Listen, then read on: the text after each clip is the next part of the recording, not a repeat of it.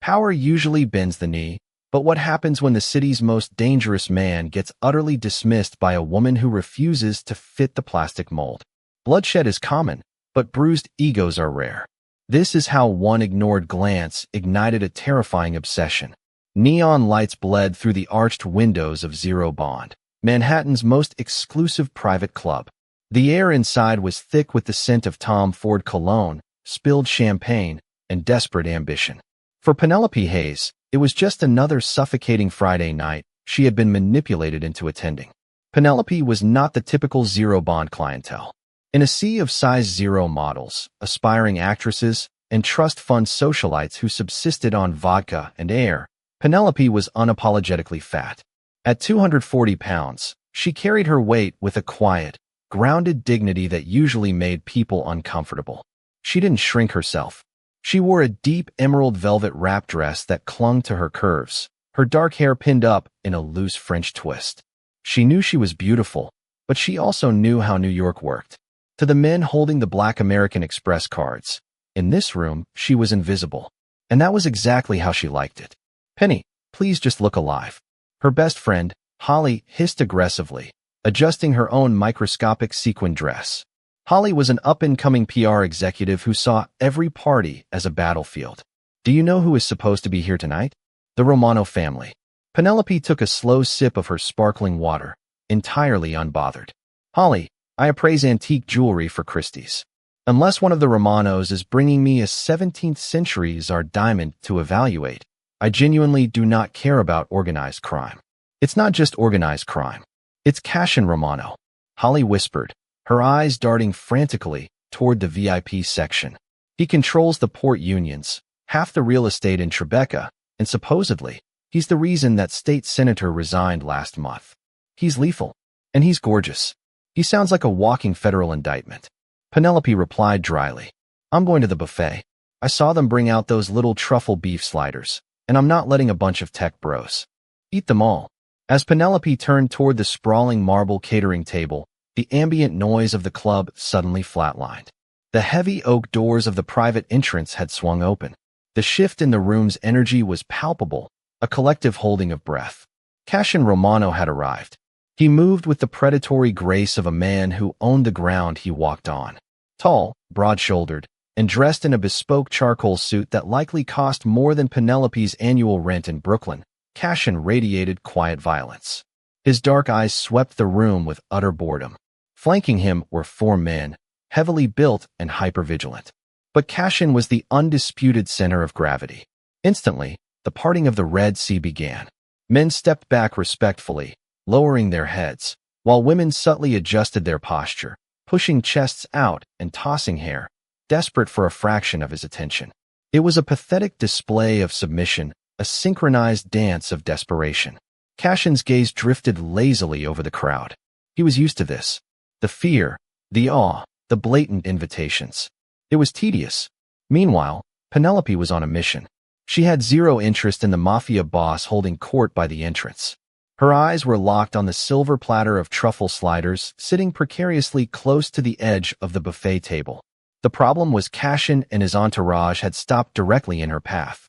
Most people would have frozen. Most people would have backed away waiting for the king to pass. Penelope didn't break stride with a soft, but firm, "Excuse me." She stepped directly in front of Cassian, completely blocking his view of the club. She didn't look up at his face. She didn't bat her eyelashes. She casually reached out, plucked the last truffle slider from the silver tray, took a satisfying bite, and walked right past him. The hem of Clear's throat, her emerald dress brushing against his expensive trousers. She didn't look back. She simply walked away, chewing happily, heading toward the quietest corner of the lounge. For a terrifying 3 seconds, nobody breathed. One of Cassian's guards, a giant of a man named Matteo, instinctively shifted his weight, his hand, moving toward the inside of his jacket. Someone had just disrespected the boss. Someone had just treated Cassian Romano like he was a piece of furniture in her way. Cassian held up a single black, gloved finger. Matteo froze. Cassian slowly turned his head, his sharp jawline tightening as he tracked the curvy woman in the green dress who was now settling into a velvet booth, completely oblivious to the heart attacks she had just caused across the room. He watched as she pulled out her phone, scrolling through it with utter indifference to his existence. He had never been ignored, not once in his 32 years of life. Women threw themselves at his feet. Men begged for his mercy. And yet this woman who defied every superficial standard of the city, who took up space unapologetically, had looked right through him for a miniature hamburger. A slow, dark smirk curved the edges of Cassian's mouth. The boredom that had plagued him all evening vanished, replaced by a sudden intense thrill of the hunt. He leaned slightly toward his right-hand man, his eyes never leaving Penelope. "Mateo," Cassian murmured, his voice a low, dangerous gravel that promised ruin. "That one. Bring her to me." Penelope was halfway through an article about restoring Victorian brooches when a massive shadow fell over her table. She sighed internally, putting her phone down. Standing over her was a man built like a commercial refrigerator, wearing a tailored suit that strained across his shoulders. It was Mateo. He looked distinctly uncomfortable, as if he had been assigned a task he didn't quite understand. "Miss," Mateo said, his voice a deep rumble that vibrated over the thumping bass of the club speakers. "Mr. Romano requests your presence in the VIP lounge." Penelope looked at Mateo. Then she looked past him across the club up to the elevated glass-paneled VIP section. Cassian was sitting on a leather sofa, a glass of amber liquid in his hand, looking directly down at her. He expected her to jump up. He expected her to tremble. Penelope turned her gaze back to the giant in front of her. "No, thank you," she said politely. Mateo blinked. It was a slow, confused blink. "I don't think you understand. Cassian, Romano is asking for you." "I understand perfectly," Penelope replied, picking up her sparkling water. "I don't know Mr. Romano. I have no business with Mr. Romano, and I am not a dog to be summoned across a room because he snapped his fingers. So, you can tell him, no, thank you." Mateo shifted his weight, his expression hardening. "Miss, it wasn't a request. People don't say no to him." Penelope felt a flare of irritation heat her cheeks. She was incredibly tired of arrogant men thinking they own the world. "Well, today is a day for firsts. If he wants to speak to me, his legs work just fine. Now, if you'll excuse me, I'm waiting for my friend." Mateo hesitated. He was trained to break bones, to intimidate union bosses, and to collect debts. He was not trained to handle a stubbornly seated plus-sized appraiser who was politely refusing a Mafia boss. Unsure of how to proceed without causing a scene that Cassian explicitly despised, Mateo gave a stiff nod and retreated up the stairs. Penelope watched him go, her heart hammering against her ribs. Did I really just do that? She thought. But the adrenaline felt good. Up in the VIP section, she saw Mateo lean down and whisper into Cassian's ear. She watched as Cassian's posture shifted. The smirk faded, replaced by something much darker. He stood up. "Oh God," Penelope thought. "He's actually coming down." The crowd parted once again as Cassian descended the glass staircase. The temperature in the room seemed to drop 10 degrees. He bypassed the eager socialites and walked directly to Penelope's secluded corner. He didn't ask for permission. He simply slid into the velvet booth directly across from her, trapping her in. Up close, he was terrifyingly handsome. Sharp cheekbones, a shadow of stubble, and eyes so dark they looked like endless voids. He smelled of smoke, bergamot, and danger. "I hear you have a problem with walking," Cassian said, his voice silky, dangerous, and incredibly close. "I have a problem with being summoned," Penelope corrected, forcing her voice to remain steady. She folded her hands on the table, refusing to shrink back against the booth. "I don't know who you are, Mr. Romano, beyond the ridiculous whispers of my friend. But I don't do command performances." Cassian leaned forward, invading her space. He looked at her intently, his gaze mapping the soft curves of her face, the fullness of her lips, and the unapologetic fire in her eyes. "You ignored me. Nobody ignores me. I was hungry." Penelope deadpanned. "You were blocking the food." It wasn't a personal vendetta. A genuine, startling laugh escaped Cassian's chest. It was a harsh, rusted sound, as if he rarely used it. The sound caused his bodyguards to exchange shocked glances. "You are..." Cassian started tilting his head as he studied her. "You are completely out of place here." "So are you." Penelope shot back. "You look like you're trying to figure out which of these people you're going to tax first." Cassian's eyes flared with a dangerous mix of amusement and predatory interest. "What's your name?" "Penelope." "Penelope." He tasted the name on his tongue. I am Cassian. I know. The whole room knows.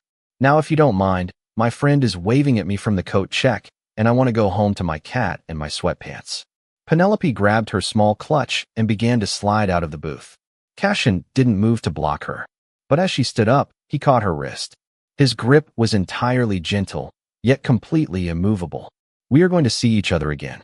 Penelope, he said softly, a promise that sounded terrifyingly like a threat. I doubt it, she replied, pulling her hand free. We run in very different circles, Mr. Romano. She turned and walked away, grabbing a hyperventilating Holly by the arm and dragging her out into the crisp New York night air.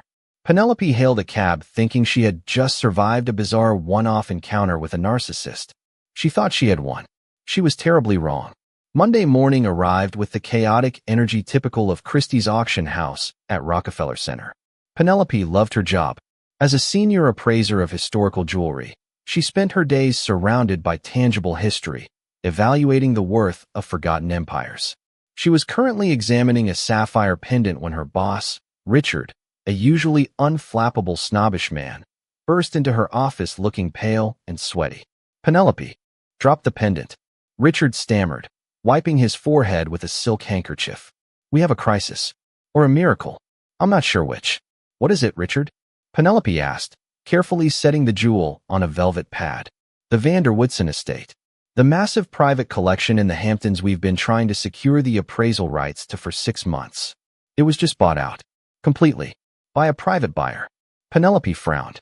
Bought out bypassing the auction house entirely? That's hundreds of millions of dollars. Yes. Richard swallowed hard.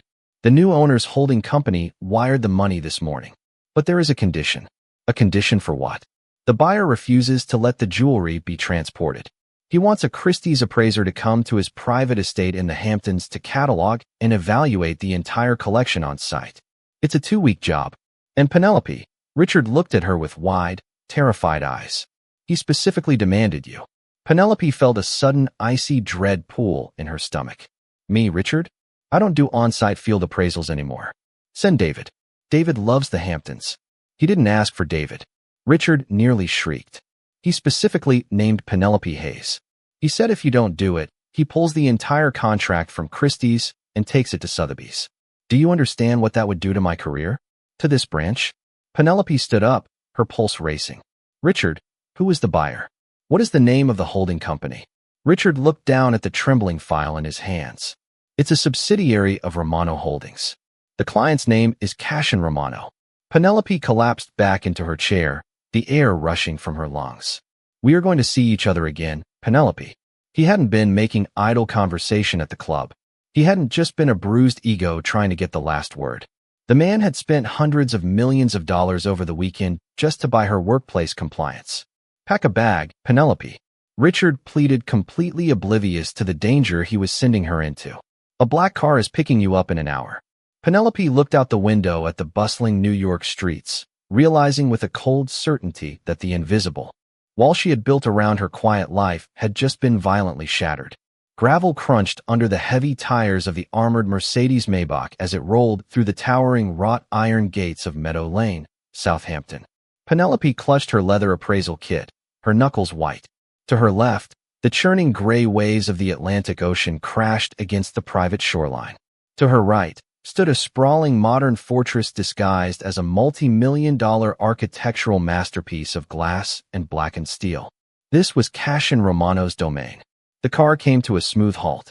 The door was instantly pulled open by Matteo, who looked just as massive and imposing in the daylight as he had in the neon glow of Zero Bond.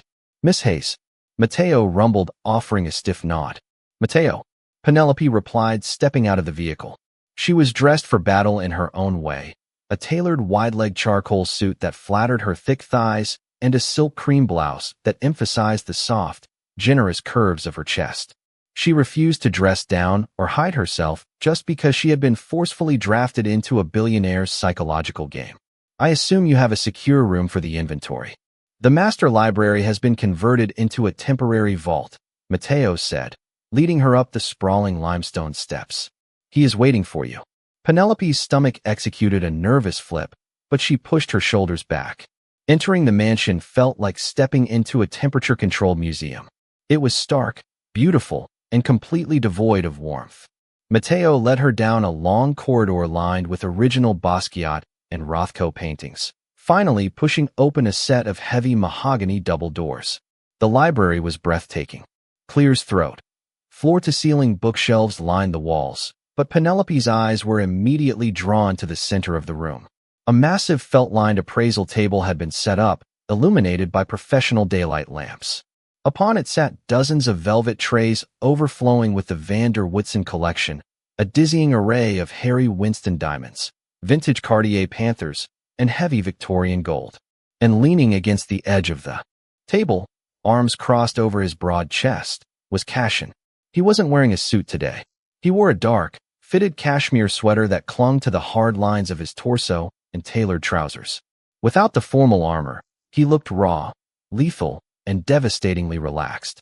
"You made excellent time," Cassian observed, his dark eyes tracking her every movement as she walked into the room.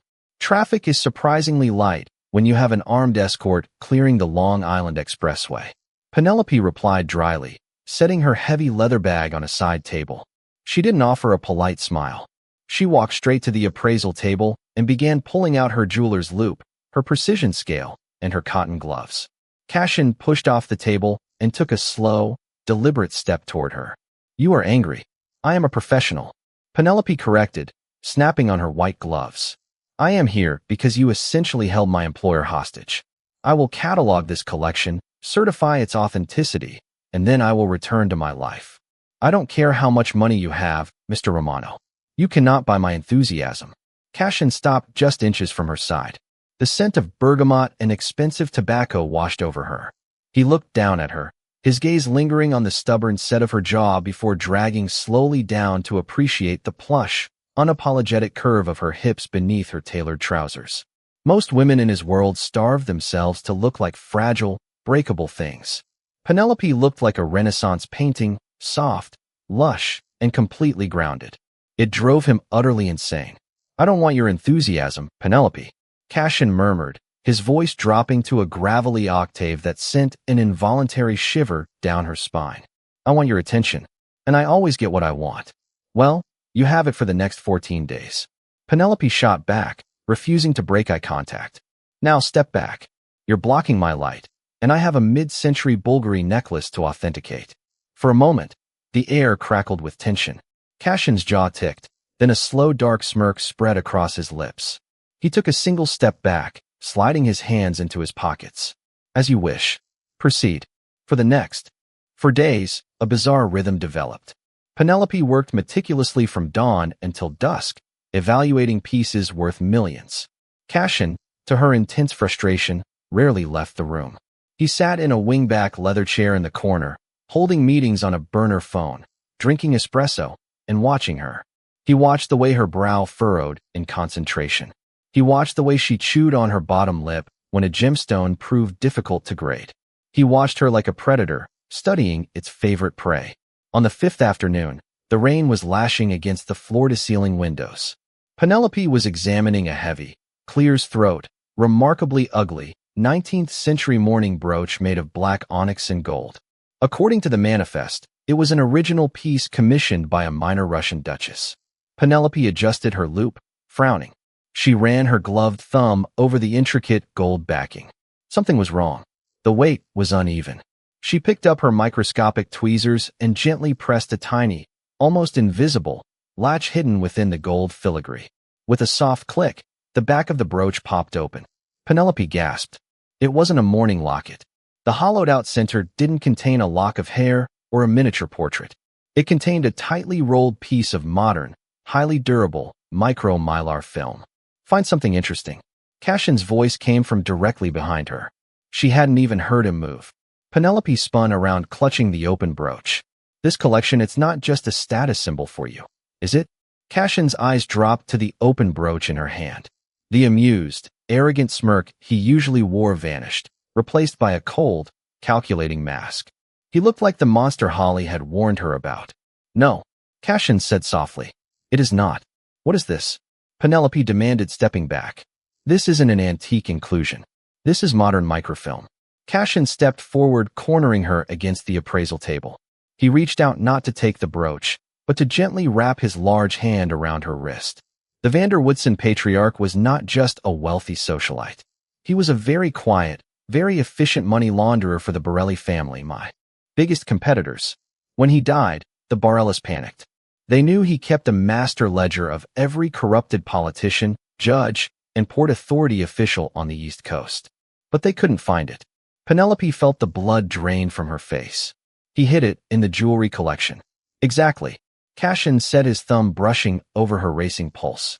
I bought the entire estate to legally confiscate it before the Borellis could tear the house apart. I needed a top-tier appraiser who was meticulous enough to find a needle in a pile of diamonds and stubborn enough not to ask questions. You lied to me.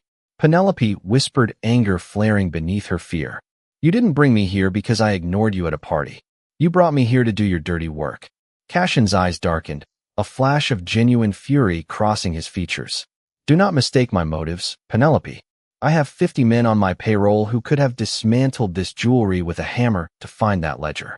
I demanded you because I couldn't get you out of my head. The ledger was business. You are a personal obsession. Before Penelope could process the heavy, terrifying weight of that confession, the library doors violently blew open. The concussive boom shattered the heavy glass of the ocean-facing windows. Rain and howling wind tore into the library, scattering millions of dollars worth of paperwork and velvet trays across the Persian rug. Get down, Cassian roared. In a fraction of a second, he lunged forward, wrapping his massive arms around Penelope's waist and tackling her behind the heavy solid oak of the appraisal table, just as a spray of bullets tore through the room, shredding the leather chair he had been sitting in moments prior. Penelope screamed, the sound drowned out by the deafening crack of automatic weapons. Dust and splintered would rain down on her. Cassian was pressed heavily against her, shielding her body entirely with his own. He smelled of cordite and adrenaline. Matteo, Cassian shouted into the chaos. Breach at the east gate. Matteo's voice echoed from the hallway, followed by the booming return fire of his security detail. It's Lorenzo Borelli's men. They brought a small army. Boss. Cassian pulled a heavy matte black Glock from the holster at the small of his back. He looked down at Penelope. Her chest was heaving, her beautiful face pale with shock, but she wasn't crying. She was clutching the black onyx brooch so tightly her knuckles were translucent. Penelope, listen to me. Cassian commanded, his voice eerily calm amidst the gunfire. He grabbed her chin, forcing her to look into his obsidian eyes. I will burn this entire island to the bedrock before I let a single bullet touch you. Do you understand? She nodded numbly. Stay behind the table. Do not move until I say so. Cassian rolled out from behind, cover firing 3 precise shots toward the shattered window. 2 men in tactical gear who had just vaulted into the room dropped to the floor, instantly neutralized. The sheer terrifying efficiency of his violence made Penelope's breath hitch. This wasn't a businessman. This was a king defending his castle. The library became a war zone. Matteo and 2 other guards breached the room, laying down suppressive fire. Cassian moved with deadly grace, coordinating his men, while keeping himself positioned between the attackers and Penelope's hiding spot. They're pushing the perimeter, Matteo yelled over the din. We need to fall back to the safe room. Cassian ducked back behind the appraisal table, grabbing Penelope by the arm. We move now. Keep your head down. Penelope scrambled to her feet, her heart hammering against her ribs like a trapped bird.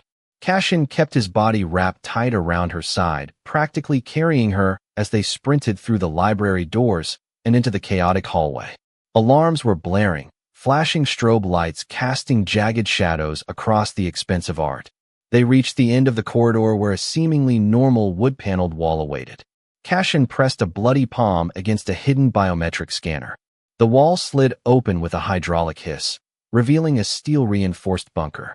He shoved Penelope inside, Matteo, and the guards following close behind before the heavy steel door slammed shut, sealing them in absolute, terrifying silence. The safe room was stark lit by emergency fluorescent lights. Penelope collapsed against the cold steel wall, finally letting out a ragged sob. The reality of the last 3 minutes crashed over her.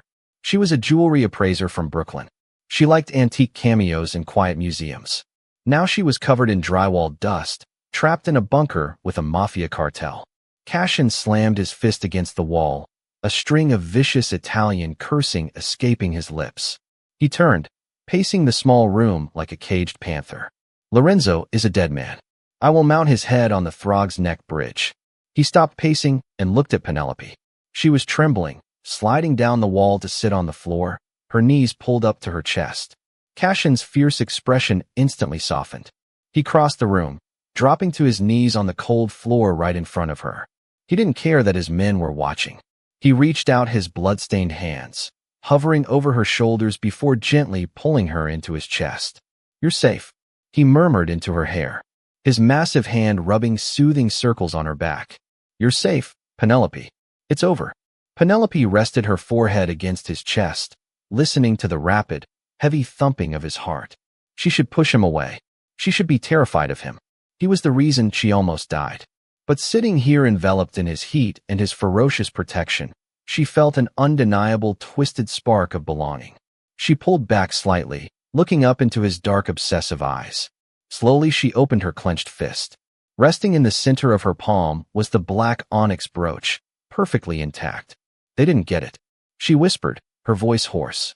Cassian looked at the piece of jewelry and then up at the woman holding it. She hadn't dropped it. In the middle of a firefight, terrified for her life, she had protected his prize. She was incredibly soft, beautiful, and utterly unbreakable. A slow, devastating smile spread across Cassian's face. He reached out, taking the brooch from her hand, but his fingers intertwined with hers, locking them together. "No, they didn't," Cassian said, his voice dropping to a dark, possessive purr. "But they made a fatal mistake. They showed you exactly the kind of world I live in. And now that you've survived it," he leaned in, his lips hovering mere inches from hers, the promise of violence and passion swirling in the air between them. "I am never letting you leave." What happens when a fiercely independent appraiser becomes the ultimate prize of a ruthless mafia kingpin? Penelope thought she could evaluate the diamonds and walk away. But Cassian Romano plays by his own dangerous rules. Will she rule by his side, or will the violent underworld finally tear them apart? If you love this intense mafia romance drama, hit that like button, share it with your fellow romance readers, and subscribe to the channel for more thrilling stories.